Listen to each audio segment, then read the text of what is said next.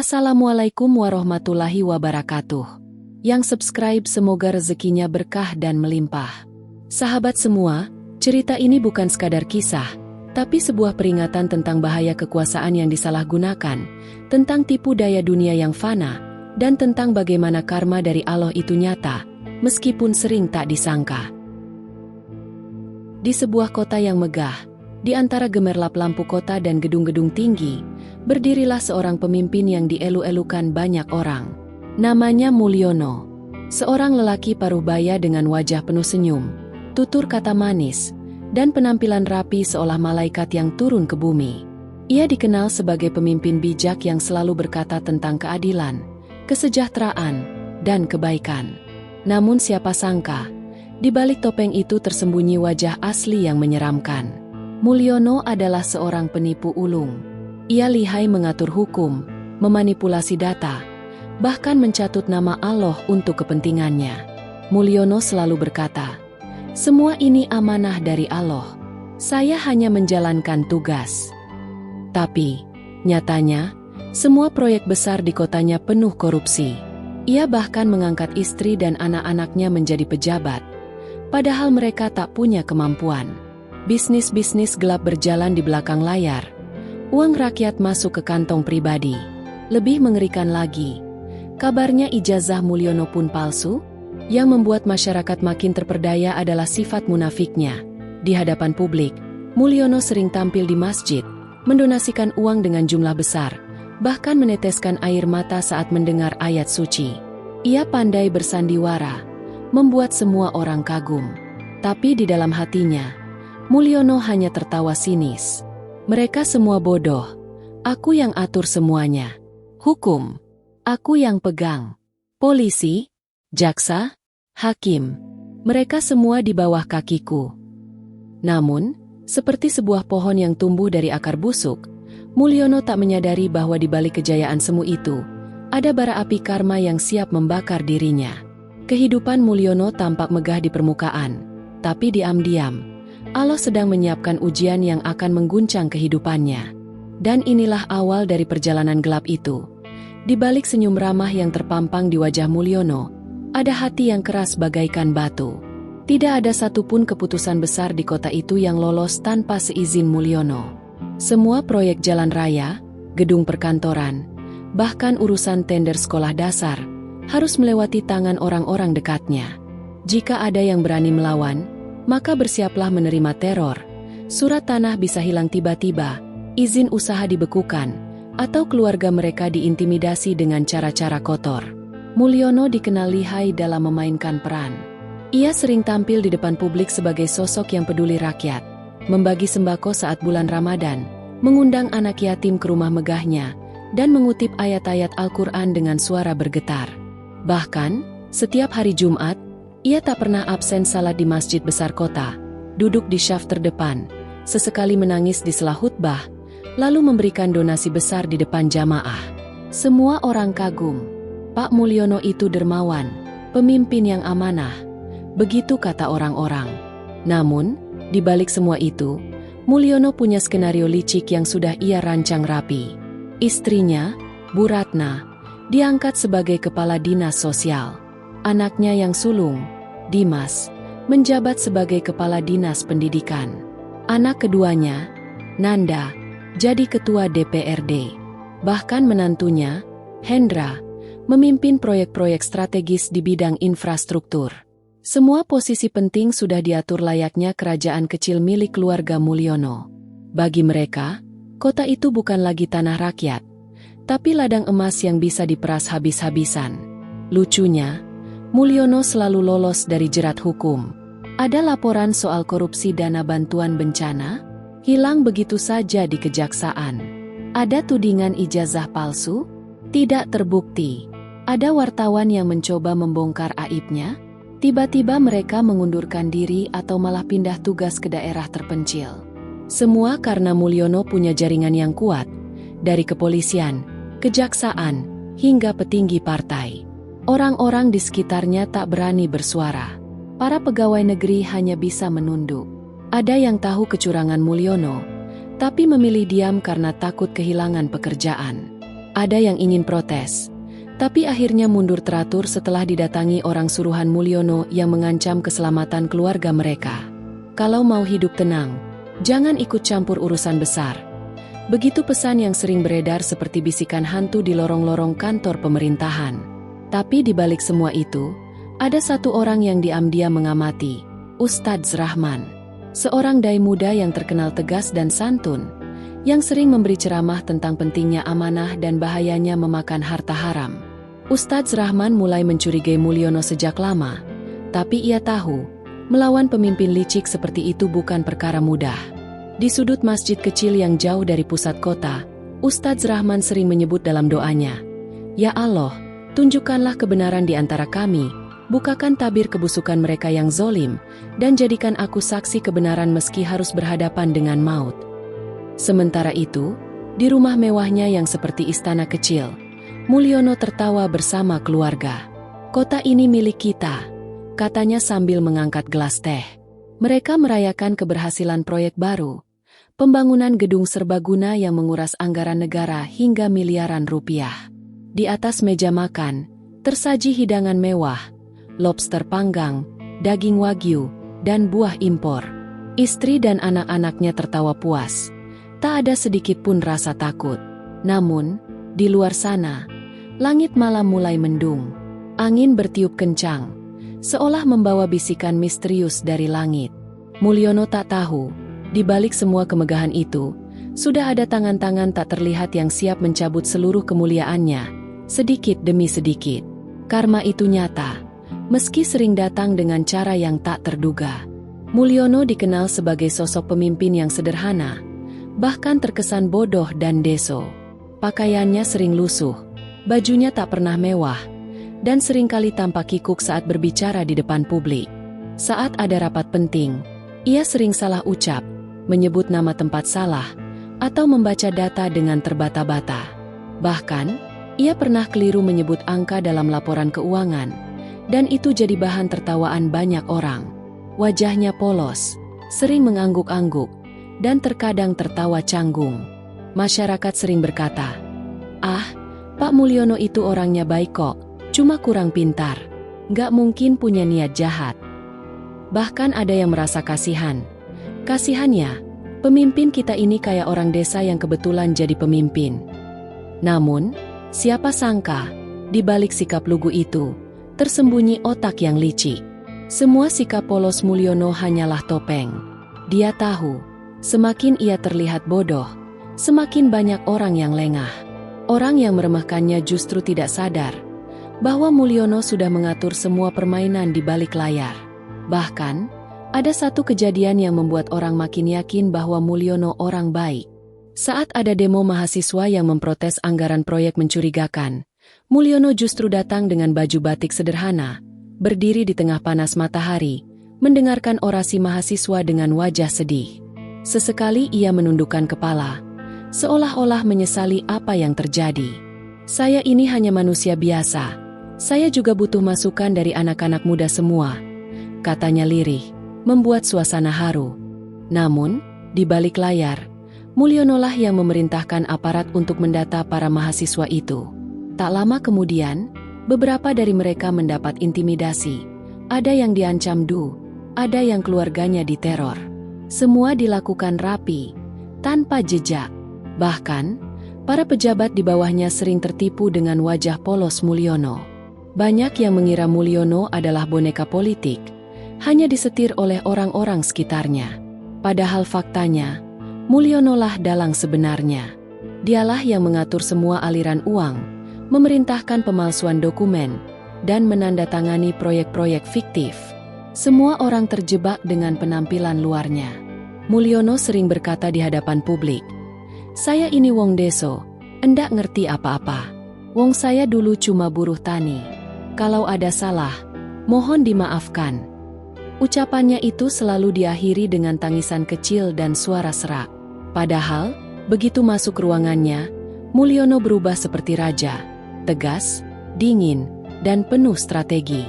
Satu hal yang membuat orang luar tidak curiga, Mulyono pintar mencuci uang lewat yayasan amal yang ia dirikan. Setiap tahun, Yayasan itu menyalurkan dana ke berbagai masjid, panti asuhan, dan kegiatan sosial. Foto-foto Mulyono yang sedang mencium kepala anak yatim tersebar di mana-mana. Publik pun menganggapnya pemimpin berhati emas. Namun, di balik semua itu, ada bisikan jahat yang makin kuat. Mulyono tak tahu bahwa Allah sudah menyiapkan skenario yang akan membalikan semua rencananya. Perlahan, benih karma mulai tumbuh, mengintai di setiap sudut kehidupannya. Di rumah megahnya yang tampak megah, ada retakan kecil yang tak terlihat. Anaknya mulai terlibat dalam skandal. Istrinya mulai sakit-sakitan. Mulyono pun mulai gelisah, meski tetap tersenyum di depan umum. Di balik senyum polos Mulyono yang selalu dia pamerkan di hadapan publik, ada sebuah rahasia besar yang mulai retak. Semakin banyak proyek fiktif yang digarap, semakin besar pula jejak yang ia tinggalkan. Dan semua itu mulai terendus ketika laporan keuangan daerah bocor ke tangan seorang jurnalis muda bernama Andika. Andika, yang selama ini dianggap remeh oleh para pejabat, adalah anak seorang buruh pabrik. Dengan kamera seadanya dan semangat membara, Andika mulai membongkar kejanggalan-kejanggalan laporan dana proyek jalan yang tak pernah dibangun. Berbulan-bulan ia mengumpulkan bukti, mulai dari foto lokasi proyek yang hanya tanah kosong, sampai kwitansi pengeluaran fiktif yang bertuliskan nama-nama anak buah Mulyono. Mulyono mulai gelisah saat membaca berita di sebuah portal lokal dengan tajuk besar, "Korupsi proyek jalan fiktif, siapa di balik semua ini?" Wajahnya langsung pucat. Namun, seperti biasa, Mulyono berusaha santai. Paling juga isu-isu biasa. Tinggal kasih amplop, beres. Gumamnya dengan senyum sinis. Ia memerintahkan anak buahnya untuk mengamankan Andika. Ancaman mulai berdatangan, dari pesan misterius sampai motor Andika yang tiba-tiba dirusak orang tak dikenal. Tapi Andika tak mundur. Bahkan semakin berani, Andika mulai mewawancarai warga desa yang dirugikan, memperlihatkan bukti-bukti nyata, dan mulai mendapat perhatian publik. Di saat yang sama, keluarga Mulyono mulai diguncang masalah. Putra sulungnya, Bayu, yang juga menjabat sebagai kepala dinas, tertangkap basah berselingkuh dengan istri pejabat lain. Foto-fotonya tersebar luas di media sosial, memicu amarah masyarakat. Istrinya, Bu Retno, jatuh sakit parah. Penyakitnya aneh. Dokter tak mampu memberi diagnosis pasti. Mulyono mulai panik. Di rumahnya, ia sering termenung di ruang kerja yang penuh berkas-berkas korupsi. Di matanya, bayangan uang bertumpuk tak lagi membuatnya tenang, malah terasa seperti beban yang menjerat leher. Di malam-malam sepi, Mulyono sering terbangun dengan keringat dingin. Dalam mimpinya, ia melihat wajah-wajah orang yang dulu pernah ia tipu. Rakyat kecil yang kehilangan tanah karena proyek jalan fiktif, para pedagang kecil yang bangkrut karena janji-janji palsu, bahkan anak-anak yatim yang dulu ia foto untuk pencitraan, kini menatapnya dengan mata kosong penuh luka. Kenapa semua ini mulai berantakan? Aku sudah atur semuanya dengan rapi. Bisiknya pada diri sendiri. Tapi semua sudah terlambat. Benih karma yang ia tanam mulai tumbuh subur, menjadi duri yang siap menusuk setiap langkahnya. Danika mulai mendapat dukungan luas. Rakyat kecil yang dulu diam, kini mulai bersuara. Mereka turun ke jalan, membawa spanduk, menuntut pengusutan tuntas atas korupsi yang dilakukan Mulyono dan kroni-kroninya. Di ruang kantornya yang dingin, Mulyono mulai merasa ada yang aneh. Kertas-kertas laporan tiba-tiba menghilang. Data di komputer rusak. Anak buahnya mulai berkhianat. Satu persatu mencari jalan aman, dan mulai membuka aib di media. Mulyono, sang dalang yang dulu merasa tak tersentuh, kini mulai dikepung dari segala arah. Hari itu, langit mendung seperti ikut menandai kehancuran yang sudah menanti Mulyono. Di kantornya, suara ketukan pintu terdengar keras. Beberapa orang dari kejaksaan masuk dengan wajah tegas. Mereka membawa surat penyitaan, dan tanpa banyak bicara, langsung menyegel berkas-berkas penting di ruangannya. Mulyono terpaku, tangannya gemetar, wajahnya pucat. Ia berusaha tersenyum, berkata pelan, "Ini hanya salah paham, saya ini pemimpin yang dicintai rakyat." Namun suaranya tak berdaya, seperti desahan angin yang tak mampu menghentikan badai. Semua itu tak cukup. Berita tentang dugaan korupsi besar-besaran yang melibatkan Mulyono dan keluarganya sudah tersebar luas. Wartawan berkerumun di depan kantor, berteriak-teriak menanyakan kebenaran laporan fiktif, proyek jalan yang tak pernah ada, dan penggelapan dana bantuan bencana. Di rumah, Retno, istri Mulyono, hanya bisa menangis. Penyakitnya makin parah. Anaknya, Bayu, mengurung diri, tak mau keluar rumah setelah skandal perselingkuhannya terbongkar. Rumah megah mereka kini seperti penjara. Di tengah kekacauan itu, Mulyono duduk sendirian di ruang tamu. Di tangannya, selembar foto lama tergenggam. Foto dirinya memeluk seorang anak yatim, dengan senyum lebar di wajahnya. Saat itu, ia merasa seperti pahlawan, seorang dermawan besar. Tapi kini, semua terasa kosong. Hatinya seperti lubang hitam yang menelan segalanya. Ia teringat masa-masa dulu, ketika pertama kali mendapat kekuasaan. Betapa mudahnya ia memutarbalikkan hukum, menekan orang lemah, dan memanipulasi laporan. Semua terasa seperti permainan catur, dan ia adalah rajanya. Tapi kini, satu demi satu bidaknya tumbang. Orang-orang yang dulu tunduk padanya kini mulai bersaksi. Beberapa bawahannya bahkan mulai membocorkan dokumen rahasia. Di dalam dirinya, Mulyono mulai merasakan pergolakan hebat. Ada suara kecil yang berbisik, "Bertobatlah, sebelum terlambat." Namun, suara lain di dalam hatinya menolak, berkata, "Kamu sudah terlalu jauh, tak ada jalan pulang." Malam itu, Mulyono tak bisa tidur. Ia duduk di kursi goyang di teras rumah, memandang ke langit yang gelap. Kilat menyambar, disusul gemuruh guntur. Tiba-tiba, ia merasa sesak, dadanya seperti dihimpit. Keringat dingin mengucur deras, dan wajah-wajah yang dulu ia sakiti muncul di hadapannya. Wajah ibu tua yang kehilangan tanah karena proyek bodong, anak-anak kecil yang kelaparan karena dana bantuan disunat, dan senyum anak yatim yang dulu ia manfaatkan hanya demi pencitraan. Air matanya jatuh. Namun bukan air mata penyesalan, melainkan air mata ketakutan. Ia merasa terjebak dalam perang batin, antara mengakui dosa atau tetap mempertahankan topeng yang selama ini ia bangun. Dan di saat itu juga, suara azan subuh terdengar sayup-sayup dari kejauhan. Hatinya bergetar, tapi hanya sebentar. Egonya terlalu besar, dan nafsunya telah lama menutup pintu tobat. Mulyono mendongak ke langit, bergumam lirih, "Allah, apakah semua ini balasan MU?" Langit tetap gelap. Tak ada jawaban. Hanya kilat yang menyambar keras di kejauhan, seolah menjadi tanda, badai besar belum usai. Hari itu menjadi hari yang tak akan pernah dilupakan Mulyono. Pagi yang biasanya penuh senyum penuh pencitraan berubah menjadi mimpi buruk yang menghantui setiap langkahnya. Rumah mewah yang dulu menjadi simbol kekuasaannya kini dikerumuni massa. Spanduk besar terbentang di pagar rumah. "Hancurkan koruptor, kembalikan hak rakyat." Di televisi, wajah Mulyono terpampang jelas sebagai tersangka utama kasus korupsi besar-besaran. Semua saluran berita serempak menyiarkan pemberitaan tentang dirinya. Dari ijazah palsu yang dulu ditutupi, pengangkatan anak istrinya menjadi pejabat meski tak kompeten, hingga praktik korupsi berjemaah yang melibatkan seluruh keluarganya. Tak ada lagi yang membela. Bahkan orang-orang yang dulu mendewakannya, kini ikut melontarkan cacian. Di media sosial, hashtag "Tangkap Mulyono" menggema, dan foto dirinya diedit dengan berbagai hinaan. Di tengah kekacauan itu, Mulyono hanya bisa duduk terpaku di kursi kerjanya. Matanya kosong, wajahnya pucat, napasnya terengah-engah. Suara denting jam dinding terdengar nyaring, seakan menghitungan mundur akhir hidupnya. Semua uang yang dulu ia timbun kini terasa tak berguna. Brankas penuh emas dan berlian itu hanya menjadi tumpukan beban dosa. Malam itu, Retno istrinya, yang sudah lama sakit, menghembuskan napas terakhir dengan wajah pucat dan penuh air mata. Mulyono terduduk lemas di samping jenazah istrinya. Tubuhnya gemetar.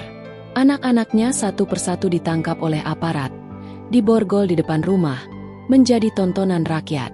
Mulyono, yang dulu dielu-elukan sebagai bapak pembangunan, kini menjadi pesakitan yang hina. Di dalam sel tahanan, Mulyono duduk termangu, merenungi nasibnya. Dinding penjara yang dingin, ranjang besi berkarat, dan suara rintihan para narapidana menjadi teman sehari-hari.